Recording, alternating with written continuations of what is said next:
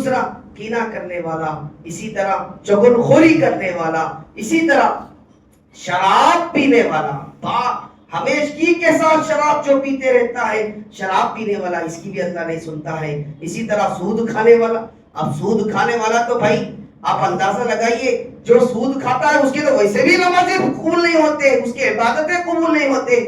سود تو کھانا تو چھوڑو، اگر سود کا کسی ایک آدمی پر 1 روپیہ بھی لگ جاتا ہے، ہم سمجھتے ہیں کہ سود جو ہے بڑا اماؤنٹ کھا لیا تو ہوتا نا بھائی، چھوٹے چھوٹے کھا لینے سے کیا ہوتا ہے۔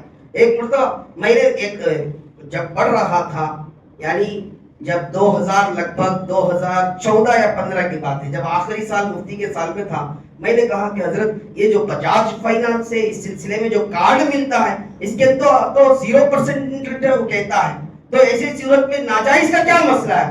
انہوں نے فرمایا سود چاہے 0 ہو، چاہے 1 ہو، چاہے 10 ہو، سارا اسی میں آتا ہے۔ اب یوں کہو کہ جہنم کے اندر بھی چھوٹا ہی اب عذاب دیا جائے گا اللہ تعالیٰ کی طرف سے۔ بھائی اگر چھوٹا سود آپ لیتے ہیں، 0% پر بھی لیتے ہیں، تو اللہ بھی چھوٹا ہی دے گا سزا۔ بھائی جہنم کی چھوٹی سی سزا کیا ہے معلوم ہے؟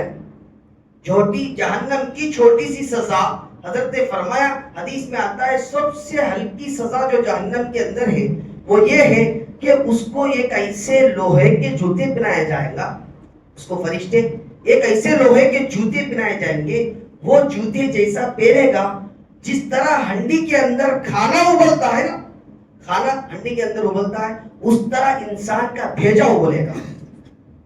جہنم کا سب سے چھوٹا عذاب کیا ہے؟